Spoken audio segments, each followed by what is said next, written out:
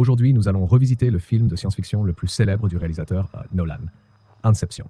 Bien que ce film soit sorti depuis de nombreuses années, il reste encore aujourd'hui une véritable référence du genre. Parmi les sujets les plus débattus à son propos, on retrouve les points suivants. Premièrement, combien de niveaux de rêve sont réellement présentés dans le film? Deuxièmement, le totem de Cobb est-il la toupie ou bien la bague? Troisièmement, à la fin du film, Cobb est-il réellement revenu dans le monde réel? Voyons cela ensemble à travers mon explication. Un homme se réveille sur une plage avant d'être conduit devant un vieil homme aux cheveux blancs. Le vieil homme le regarde brièvement, puis prend la toupie qu'on a trouvée sur lui et la fait tourner sur la table. L'image change alors et l'on remonte le temps jusqu'à leur jeunesse. L'homme s'appelle Cobb. C'est un extracteur de rêves. Grâce à un dispositif spécial, il peut entrer dans les rêves d'autrui ou emmener d'autres personnes dans les siens afin de dérober leurs secrets les plus profonds.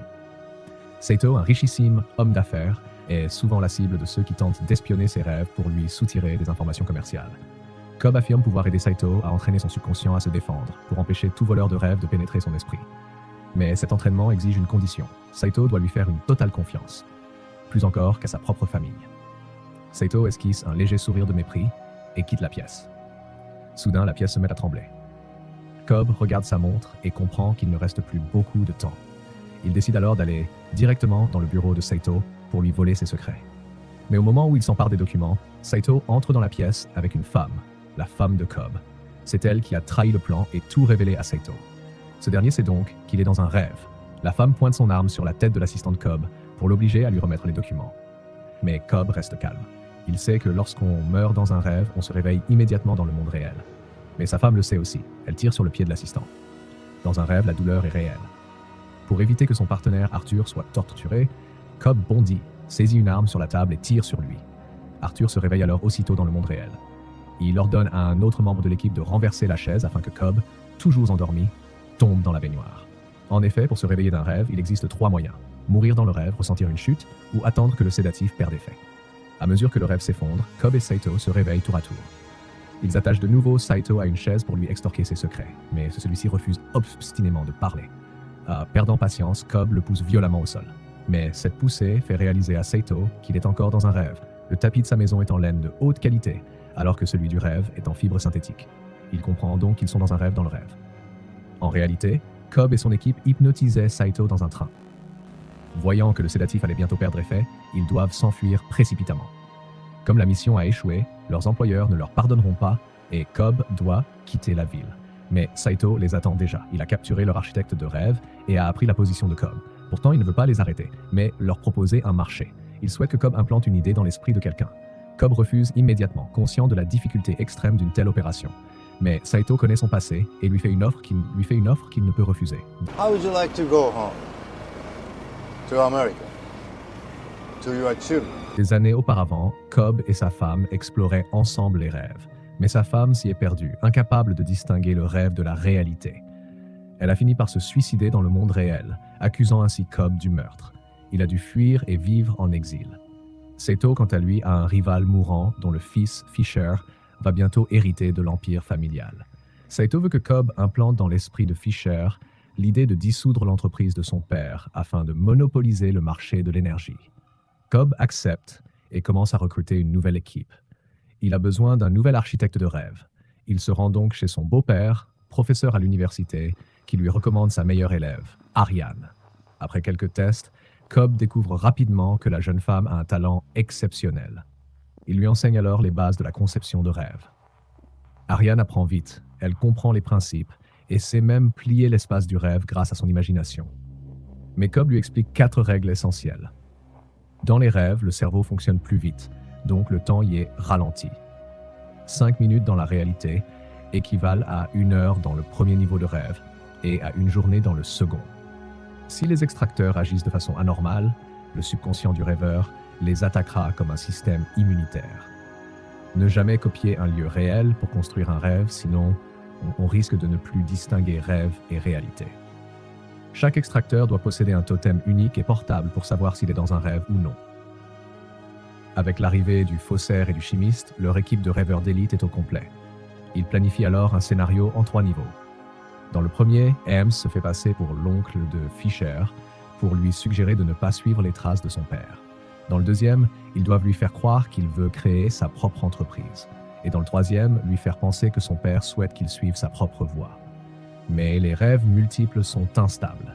La moindre perturbation peut tout faire s'effondrer.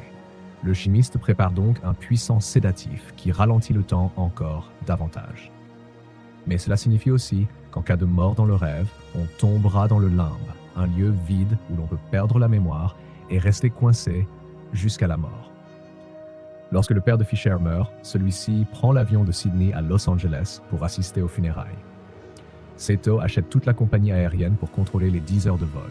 Le jour venu, Eames vole le passeport de Fisher à l'embarquement et le remet à Cobb. Une fois dans l'avion, Cobb prétexte l'avoir retrouvé et engage la conversation. Il lui offre un verre d'eau contenant un sédatif. Fisher boit sans se douter de rien et s'endort. L'équipe connecte aussitôt les appareils. Tout le monde entre dans le premier niveau du rêve, conçu par le chimiste. Dans ce rêve, il simule un enlèvement de Fisher. Mais à peine l'opération commence-t-elle qu'ils sont attaqués. Le subconscient de Fisher, entraîné à se défendre, déploie des gardes armés. Une fusillade éclate et Saito est gravement blessé. Eames veut le tuer pour le réveiller, mais Cobb l'en empêche. Sous l'effet du sédatif, mourir dans le rêve ne provoque plus le réveil.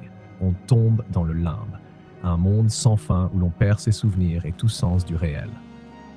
L'équipe accuse Cobb de leur avoir caché cette vérité. Eames veut tout abandonner, mais le temps s'écoule, 10 heures dans la réalité équivalent à une semaine dans ce rêve. Ils doivent donc poursuivre et terminer la mission ou périr. Eames, déguisé en oncle de Fisher, simule une torture pour lui faire révéler le code d'un coffre-fort imaginaire. Fisher finit par inventer un code à 6 chiffres. La première étape est réussie. Pour la suite, il place le second niveau du rêve dans une voiture conduite par le chimiste. C'est lui qui doit éviter les attaques et provoquer les chutes nécessaires pour réveiller tout le monde. Le deuxième niveau est celui d'Arthur. Eames se déguise en femme séduisante et remet à Fisher le code du premier rêve sous forme de numéro de téléphone. Cobb, se faisant passer pour un expert en sécurité, lui dit qu'ils sont dans un rêve et que des voleurs tentent de pénétrer son esprit. Il gagne peu à peu sa confiance. Puis, ils lui font croire que son oncle veut le coffre-fort et qu'il doit découvrir la vérité en entrant dans son rêve. Ainsi, ils passent ensemble au troisième niveau. Arthur reste dans le second pour défendre l'équipe et les réveiller. Le troisième niveau est un hôpital fortifié dans une montagne enneigée. Mais à ce moment-là, la musique commence. Le chimiste, encore dans le premier niveau, est en difficulté, encerclé sur un pont. Pour provoquer la chute, il projette la voiture dans le vide. La chute doit déclencher le réveil en cascade. Cobb calcule. La voiture atteindra la mer en 10 secondes. Arthur a donc 3 minutes pour provoquer sa propre chute dans le second niveau et l'équipe du troisième dispose d'1 heure pour terminer la mission. Sous l'effet de la chute du véhicule, le second niveau perd la gravité. Arthur flotte, cherchant une façon de simuler la chute. Pendant ce temps, dans la montagne, il ne reste plus que 20 minutes. Ils parviennent à entrer dans l'hôpital grâce au conduit d'aération qu'Ariane avait ajouté. Mais au moment décisif, la femme de Cobb, son subconscient, surgit et abat Fisher. Cobb tue sa projection, mais il est trop tard. Fisher est inconscient. Alors qu'il croit la mission perdue, Ariane propose une idée. We just have to follow Fisher down there. Not enough time. No, but there will be enough time down there. And we will find him. Okay, as soon as Arthur's music kicks in, just use the defibrillator to revive him. We can give him his own kick down below. Look, you get him in there. As soon as the music ends, you blow up the hospital and we all ride the kick back up the layers. Cobb et Ariane décident donc de plonger dans le 4e niveau.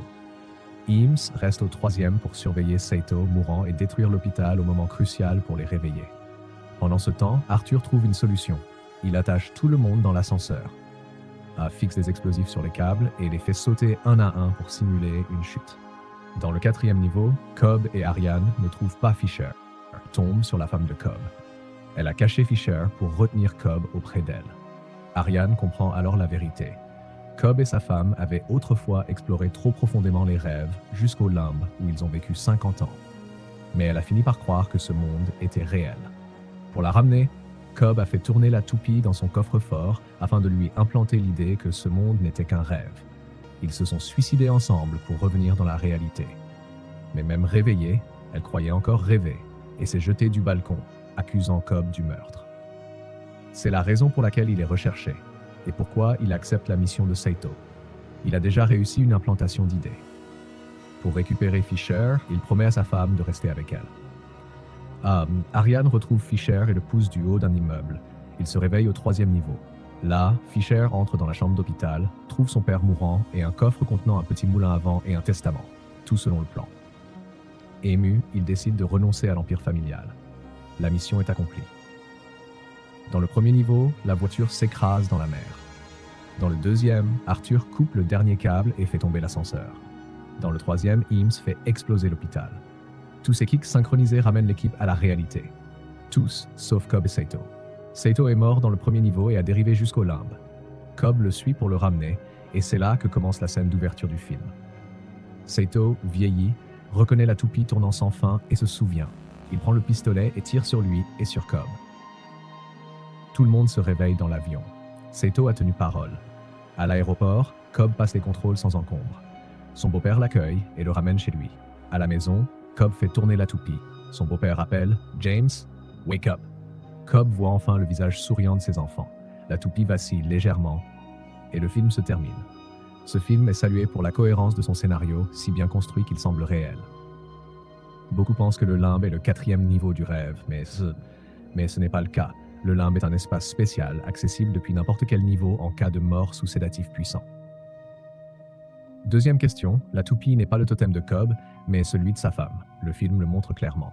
Cobb l'a utilisé pour lui implanter l'idée de sortir du rêve. Quant à savoir si son propre totem est la bague, le film ne le confirme pas. Il se pourrait que ce soit simplement une manifestation de son subconscient. Et pour savoir si Cobb est réellement revenu dans le monde réel, c'est à vous d'en décider. L'histoire d'aujourd'hui s'achève ici. On se retrouve la prochaine fois.